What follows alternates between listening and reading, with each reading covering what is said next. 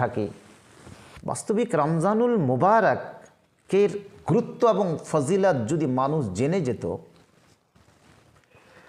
তাহলে আমার উম্মতবর্গের প্রতিটি ব্যক্তি সারা বছর যেন রোজা থাকে, সারা বছর যেন রোজা থাকে, সারা বছর যেন রমজান হয়, এ ইচ্ছা বেশ পোষণ করত।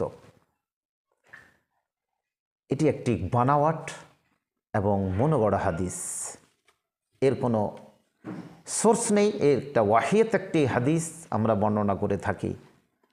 পুস্তক, বিখ্যাত একটি পুস্তক হাদিসের আল মৌজুআত আমরা দেখে নিতে পারি, খণ্ড নম্বর 4, পৃষ্ঠা নম্বর 188 থেকে 189 পর্যন্ত আমরা মোটামুটি যদি একটু স্টাডি মোতালা করি, তাহলে এই হাদিসটাকে আমরা পোস্টমর্টেম করে দিতে পারবো।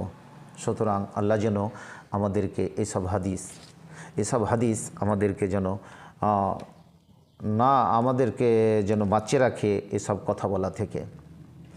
আরেকটি হাদিস আমরা শুনতে পাওয়া যায়, বেশিরভাগ আমরা খতিব বিশেষ করে মেম্বারে চড়ে বিভিন্ন বক্তৃতা আমরা কি বলে থাকি যে उसको पता নেই ये सही है कि ठीक है।